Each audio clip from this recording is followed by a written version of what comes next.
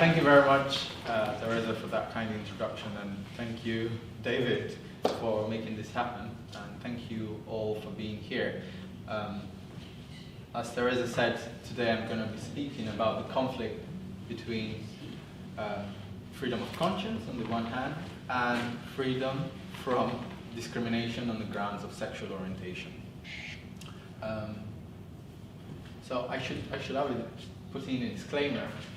They always say start a talk with a bang, yes. And following Peter Tatchell is a very notorious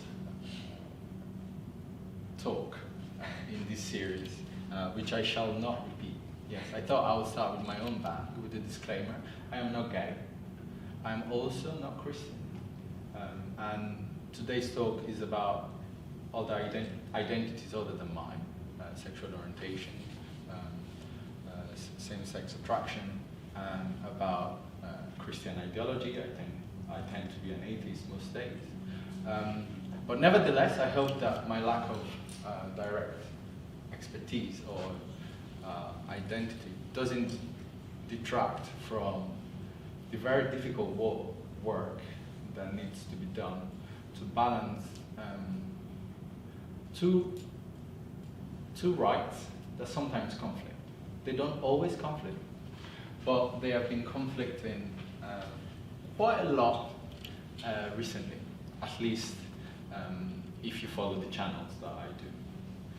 So let me start with a few stories.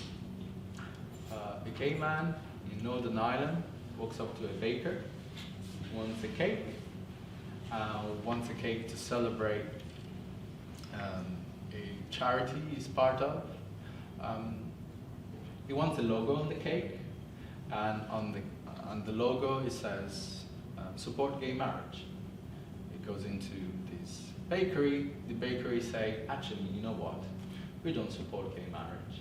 We don't want gay marriage to be introduced in Northern Ireland. We're not going to bake a cake for you. Another story. In the US, a gay couple, they walk into a bakery owned by a Christian. They say, well, we want a cake for our wedding. Same-sex marriage in that particular place was not, in the US, was not legalized at that time yet. But still, they wanted to have a cake for their celebration. And the Christian baker says, sorry, I don't believe in same-sex marriage. I don't think it's a good idea. I don't think it's even a real marriage. I don't think that I will bake you a cake. Let me tell you another story. A person takes a shirt, a t-shirt, and goes inside a printing shop, wants a logo on the shirt, not even a logo, just want the name of a gay pride parade, the Lexington Gay Pride Parade. Goes in, the printer says, I'm sorry, I'm not going to do this. I don't think there's any reason to be proud to be gay, so I'm not going to print your t-shirt, and send them away. Now, I could go on, told you 3 stories. I could tell you the stories about the florists, about the photographer, about Canadian universities that required staff and students to sign up to a covenant that said, even if you're married and you're in a same-sex relationship, you cannot consummate your marriage while you are a member of this university. I did tell you the story after all. Okay, so several of these stories come up, and lawyers have to deal with them. They have to try to deal with them in a principled way, in a way that coheres not only with the law, but with the general principles that that put our legal system in the best possible light. So people like me have to think, what do we do with these cases? On On one side, we have claims to freedom of conscience, to people that say, look, I just don't believe it's right to be gay, or to be in a gay marriage, or to be in a gay relationship. And I shouldn't have to help you out. I shouldn't have to sell you a cake with a logo that says support gay marriage. I shouldn't have to bake a cake for your wedding. They make a freedom of conscience claim. On the other hand, we have a principle that says, well, I should be treated equally, irrespective of my sexual orientation.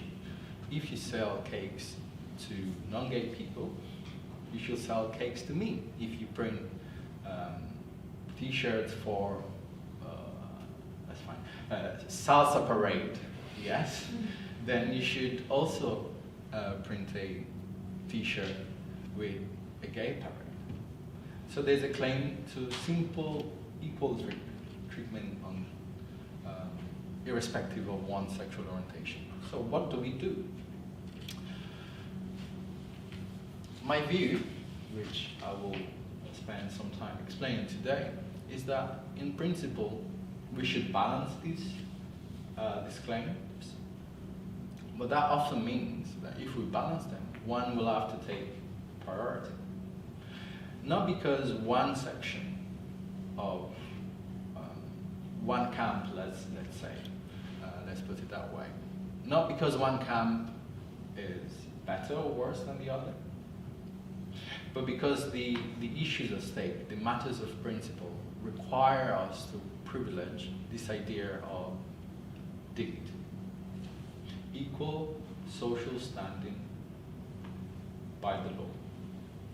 So my view, which I will argue for in a moment, is that most of these claims by these vendors, bakers, florists, etc., should not be accepted. The claim to exemptions from anti-discrimination norms should not be accepted. And the basis of that, and the result, the outcome of that, I will argue, would be a system of equal dignity. Now, of course, we will have to make exceptions. Some claims to exemptions are justified. But in general, this idea of equal dignity, equal social standing in front of the law requires that we privilege this idea of non-discrimination in several, not all circumstances. So today I'm going to say a little bit about what this equal social standing or this dignity is. I will say a little bit about the merits of a claim to freedom of conscience. And I will say a little bit, if I have time, about freedom of expression. Why I think, as a matter of principle, both freedom of conscience and freedom of expression do not help these vendors out, in general.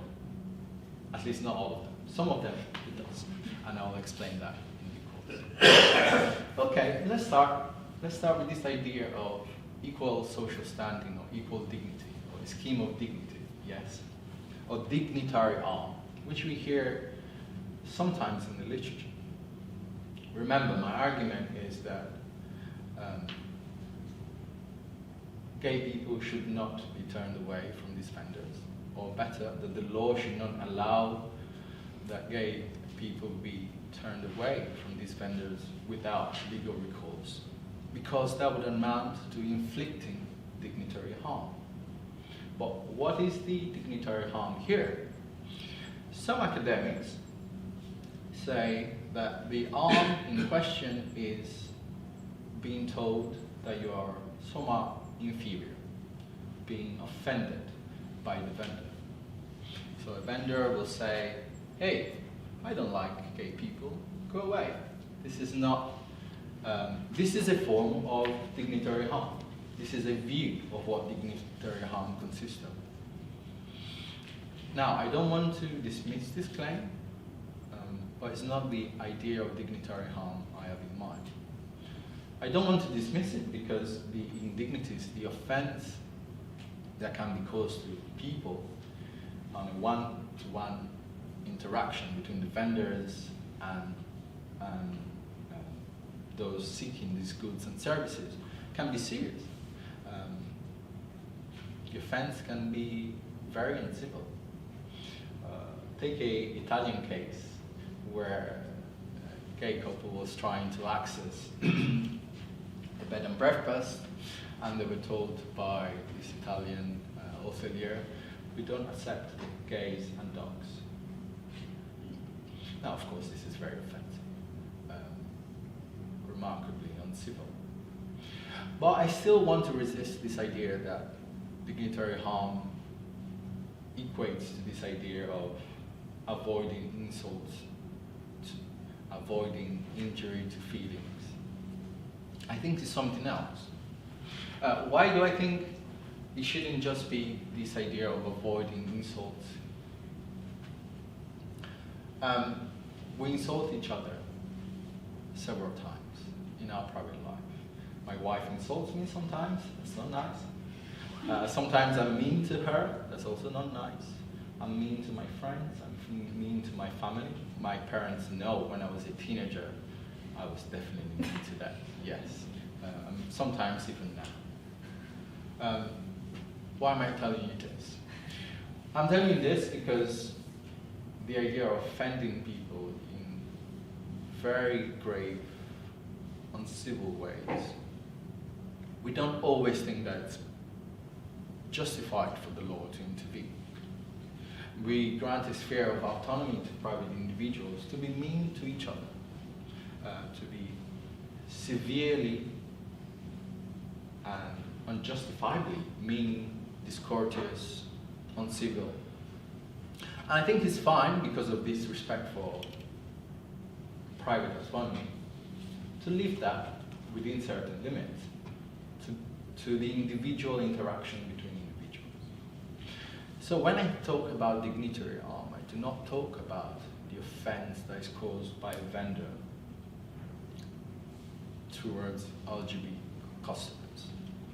What I'm talking is the expressive harm that the law causes to a section of the political community when it treats them, or when it allows them to be treated in ways that it doesn't allow for other categories of persons. So if the law allowed that you be denied cakes, florists, t-shirts, whatever, on the sole basis of your sexual orientation, then the law singles you out for adverse treatment on the basis of an irrelevant characteristic. Gay people, just like everyone else, want to eat cake. They want, I assume, t-shirts. That's why they go to these vendors. And their sexual orientation has nothing to do with their entitlement to these basic services. And so when the law allows individuals, private vendors, to refuse these services on the sole basis that they are gay, then the law inflicts dignitary harm to gay people. So dignitary harm here is not a form of offensive feeling, but a form of undermining of the equal social status of members of the political community based on an irrelevant characteristic, an irrelevant trait.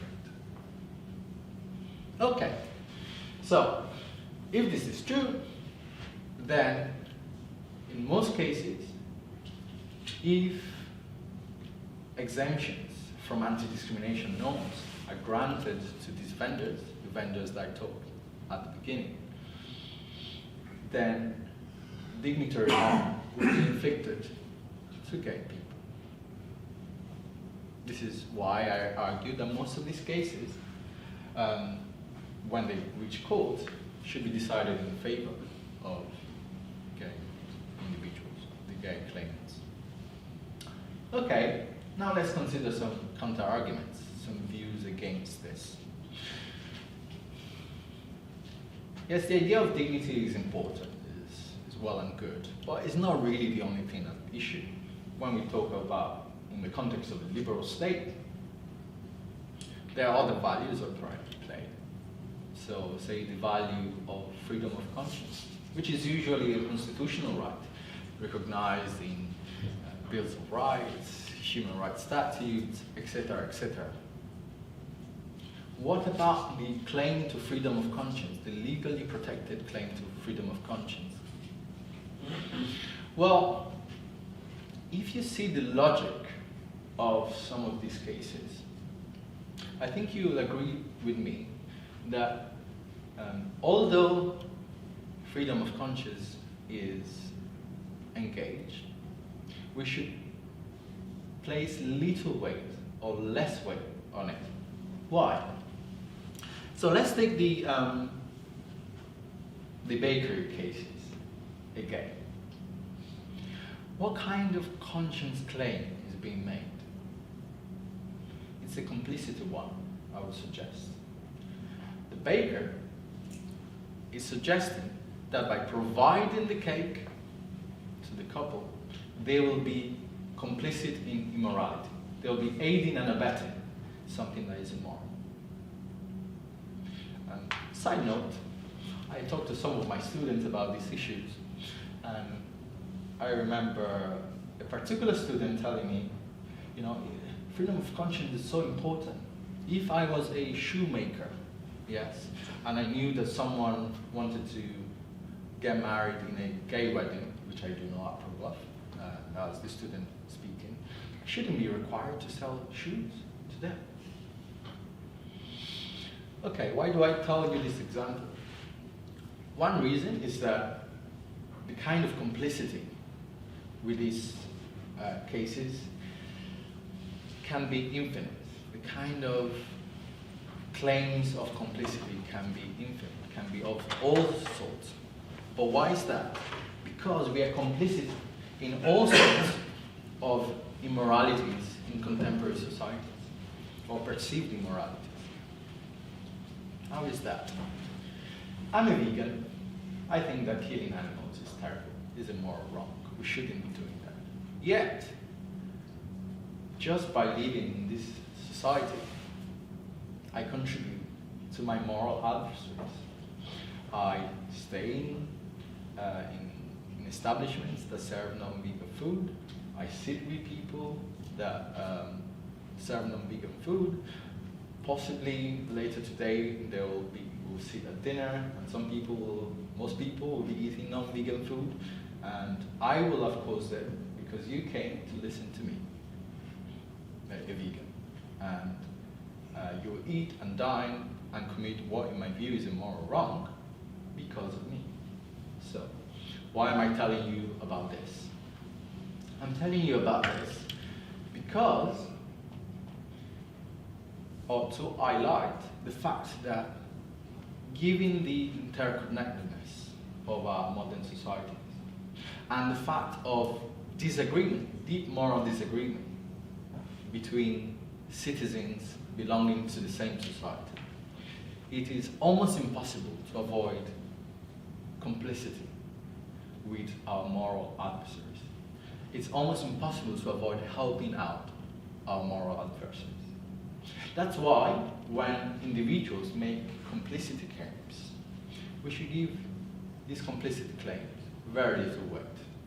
Because it happens so often that we help out our moral adversaries, that if we gave serious weight to this, then we wouldn't be able to live in a harmonious society or a coordinated society. Okay, so that's my reason for rejecting the freedom of conscience claim, the complicity claim. But I would like to put a caveat to this. There are instances in which I think the freedom of conscience claim should be given more weight. In fact, sufficient weight to exempt some vendors or some service providers from having to provide these services to gay people. So, take a wedding photographer. A wedding photographer is part of the wedding. They liaise very closely with the spouses. They have a particular vision. They are part and parcel of the ceremony. Now, of course, they are not as essential to the ceremony as, say, the officiating officer, but nevertheless, they need to be physically present in order to deliver their services. I want to argue, but I'm happy, perhaps if we have time for discussion, to have your views. I would like to argue that individuals that would have to be compelled to be physically present at a ceremony with religious or moral significance to which they object should be exempted from having to provide the service. Why do I say that? I say that because the idea of negative freedom of conscience is a very important one. We have that in the context, for example, of not having to swear an oath, or because you have a moral objection to oath taking, yes, or not having to be physically present at the prayer. Say if you are a lawmaker, a policymaker or a lawmaker, because yes, we still have in the 21st century many ceremonies that start with prayers, and as an atheist, I find this very, very uncomfortable. But be that as it may, that is the ability not to be, or the right, the negative freedom of conscience right, not to have to be compelled to participate in a ceremony of moral significance, I think accepts the wedding photographer. Because the wedding photographer, except unlike the baker, need not be present, need not take active part in the ceremony with moral significance. Okay, that's the controversial part of the talk over. We can move on to the, no, I'm joking. I hope that, well, my view is at least principled, and I'm hoping to rebuttals or disagreement on this. Okay, let's carry on. There is a second, if in general we should not exempt service providers, if in general we should refuse claims to freedom of conscience, is that it? Is that the end of the issue? I think not, because there is another counter-argument, a plausible counter-argument. Remember that I said that it is dignity, equal social standing that is doing the work here, the normative work. Well, can't the baker or the printer say, look, what about our equal social standing, our equal dignity in the eyes of the law? If you force us to do these things that we don't want to do, are we not reduced to second-class citizens? Are we not dehumanized, degraded by the law? I think this is a very serious charge that we should take very seriously. We don't want to harm one section of the community, or when we're trying to prevent harm to the other. Remember, we need a scheme of equal dignity. All members of society, irrespective of whether they are pro or anti-LGBT, are still members of the society and need to be protected, need for their dignity to be protected. So I want to suggest that actually this idea of equal dignity is a powerful one, but cannot be used by the vendors to insist on an exemption. Why? Remember that the idea of equal social standing or equal dignity is that the law doesn't single out for adverse treatment a section of the political community because of their identity, in this case because of their anti-LGBT views. So if we analyze the law and we see actually that the law does protect the social standing of those that oppose LGBT mores, or LGBT mores in this case, then they cannot make a plausible claim that the equal social standing is being undermined by the law. And it's this challenge that I will spend some minutes going through, not too many. So why do I think that the equal social standing of those that oppose LGBT or LGBT mores is not being undermined by the law? I have a look at various principles in the law, constitutional rights, and what I see in my own analysis is that under the doctrine of freedom from discrimination, under the doctrine of freedom of expression, under the doctrine of freedom of association, the law protects, as a matter of rights, fundamental rights, those that oppose LGBT mores. So let's start with this idea of anti-discrimination. Now, you may well know that there are statutes and constitutional documents that protect people on the basis of religion or belief. And these are everywhere. We have them at the EU level, we have them at the European level, we have them at the domestic level, we have them international level, every possible level, whether you're in the US, you're in the UK, Canada, these are the jurisdictions I mostly work with, recognize that individuals cannot be penalized just because of their religion or their belief. And many of these cases are motivated by religious beliefs, by usually Christian beliefs. Yet the law protects these beliefs. So take as an example an employment case that was decided in the UK, employment law case that was decided in the UK. A Christian was fired. And she was fired because she told her colleague that she did not approve of homosexuality.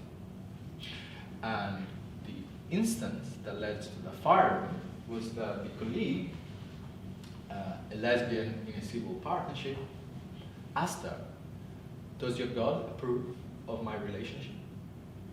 And the Christian colleague said, my God loves you very much, but does not approve of your relationship." And then the colleague, the lesbian in the civil partnership, complained to the employer that she had been harassed by a worker because of this, and the Christian was dismissed for harassment. Now, when the issue came in front of the court, the employment tribunal said, well, first the tribunal accepted the claim that religion and belief is protected in law, that people cannot be discriminated simply because of their views. Secondly, the tribunal accepted that saying, after you've been asked your views about LGBT mores and professing your views that you do not think that they are good, or they are right, or they comply with your religious views, that one could not be fired for this. This could not constitute harassment. So what I'm trying to say is that our law, in this case UK law, but this principle is recognized in other jurisdictions, does protect the social standing, at least in this respect, of people that oppose homosexuality in this case. They cannot just be fired because of their views about same-sex intercourse. They need to do more in order for them to be fired. Just holding those beliefs, and in fact professing those beliefs, does not mean that they can be disadvantaged by the law. So the law treats them as equal citizens. It doesn't disadvantage them just because they oppose homosexuality. Their equal dignity, their social standing, equal social standing is respected. If they are respected, then so should LGBT people. They should not be fired or discriminated just because of their identity. When they ask for cake, for t-shirts, they also should not be penalized by the law. So I've talked about the principle of non-discrimination, but we also have the principle of association, freedom of association. People that oppose LGBT mores can associate to profess their disdain of homosexuality. In liberal states, they can do that. In fact, they can have churches, associations, whether secular or not, whose whole purpose is to do that. Take the Boy Scouts. In the US, the Boy Scouts, there was a famous constitutional law case, Boy Scouts in Dale. There was a member of the Boy Scouts. I'm not very good with Boy Scouts terminology. I've never been a Boy Scout, so you forgive if there's a Boy Scout in the room. Sorry if I misspeak. Anyway, there was a leader, a group leader of the Boy Scout, who was a gay activist, was trying to promote gay rights in the US, and was very vocal, for very good reasons, about the injustices that gay people suffer in the US. And even during his role as a leader in the Boy Scouts community, was still vocal about his views. Yet, the Boy Scouts Association as a whole thought that homosexuality was impure, was not compatible with being a good Boy Scout, for whatever reason.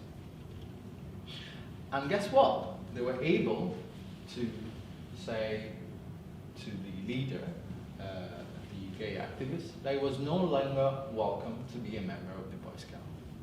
And this decision to kick out, let's speak frankly, the gay activist from the Boy Scout was constitutionally protected. It was constitutionally protected because of the idea of freedom of association, that I am free to associate with others that are like-minded people.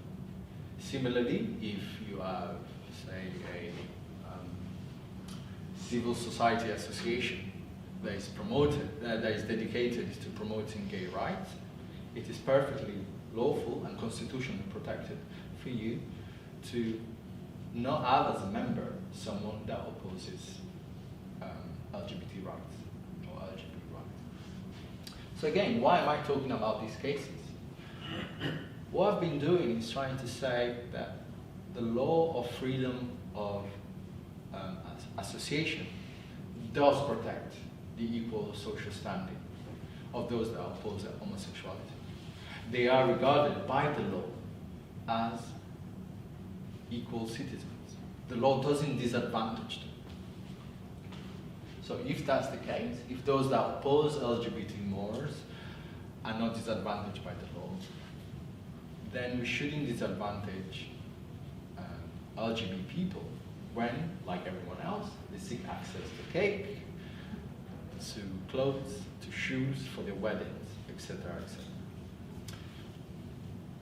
So in the last few minutes, I want to talk about this idea of freedom of expression. This has been a thorny issue because this is the third counter-argument to my view. Yeah, so we first talked about freedom of conscience, then we talked about reversing dignitary harm, and then there's this third idea that, hey, compelling people to sell cakes, compelling people to print logos on t-shirts or cakes, to give flowers, would undermine freedom of expression. I should be free not to bake a cake for a gay couple. That's what freedom of expression is, apparently. So this is the third counter-argument. I disagree. I don't think it's a very good argument. Of course, I'm in the minority. The UK Supreme Court did think that it was a very good argument. And Peter Tatchell does think that is a very good argument. I think they're both mistaken. I think the freedom of expression argument is very weak. I'll tell you why.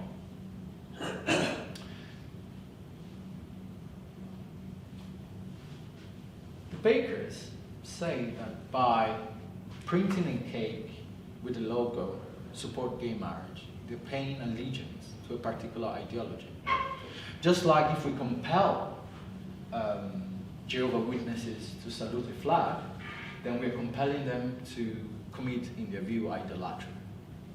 They make this analogy that they are being compelled to subscribe to other people's views. This would be a compelling argument if the cakes, the t-shirts, the logo, the slogans were their own. It's a fine distinction, but it's a very important one. The cake that is being baked and the message that has been said. The message in question is not the cakes, the messages, the slogans. They are messages that are being expressed not by the baker, not by the printer, but by the gay couple, the lesbian, the gay activist. The bakers, the printers, are always free to disclaim their acceptance of the messages. Now, if I went into a store and said, would you bake a cake, please, with this amazing message? I think it's the best message. Kasia, who is my wife, is the best wife ever. Yes, I'm glad this is being recorded. Yes, I'm going to show that to her when she complains. Okay. Kasia is the best wife ever. She really is. She's wonderful. She's great. We just got married. So. And I think that's true. I really do think she's the best wife ever. She's very caring, she's loving. She listens to my talks sometimes. I always tell her about my papers, the next paper I have to do. She's so patient, so caring, so beautiful. Oh my God, she's wonderful. Yet, these are my ideas. When I put that slogan on a cake, the baker is not expressing those views. I am expressing the views. The cake is mine. So, of course, this seems like a very simplistic argument. The problem the baker would respond is, look, I don't want to write these words. These words entail me committing a moral wrong. I'm not so sure. Of course, they entail that someone is committing a moral wrong. Bakers bake cakes, that's their job. Florists provide flowers, that's their job.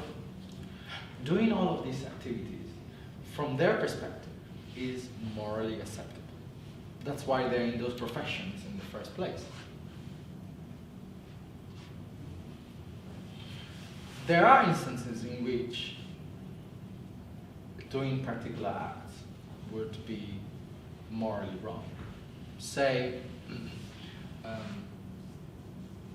you are, and this is an example given by Ted Poston. Say that you are ultra-Orthodox Jewish person, and you're a baker, and writing the name, and a client comes to you and wants you to write the divine name. This writing the divine name would be sinful, because for this section, because the beliefs of some ultra-Orthodox Jewish people is that you shouldn't write the divine name. You shouldn't speak it, you shouldn't do anything with it. So of course that would, for them, entail wrongdoing to write a particular slogan that contains the divine name. But writing support gay marriage itself is not immoral, even from the perspective of the bakers. At least doesn't involve the same moral wrongdoing that would involve an ultra-Orthodox Jew. Of course, they may retort, say, look, yes, I can of course write support gay marriage or gay pride. It's just I don't want to help you to do these things. This is effectively, I think, the claim. But if this is it, and I hope I'm not mischaracterizing the view, I'm not speaking on behalf, uncharitably of these vendors, then this is essentially a complicity claim all over again. It's the same complicity claim that we have already rejected. So freedom of expression really here has nothing. Okay, I think I've finished. Let me just conclude.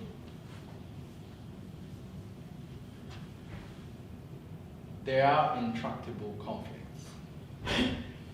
We live in a liberal society where, by definition, we live next door with those that we consider immoral. Of course, our claims to immorality will conflict. I think you are immoral, you think I'm immoral. And that's fine. That's the beauty, in my view, of living in a liberal society. That we live without next to our moral adversaries. Rather than killing them, we have to tolerate each other. I think that's the beauty of liberalism. But that also means that when these conflicts come up, we have to have principled basis in order to resolve them. Now, I have identified some principles. I've talked about equal social standing. I've talked about dignity. I've talked about freedom of expression, freedom of conscience. And of course, my views would be challenged as maybe partisan, maybe not balanced enough. But whether you agree with the views or not in substance, I would encourage you to adopt the methodology that we cannot have an unprincipled approach to these issues. We have to think tough questions. We have to answer tough questions.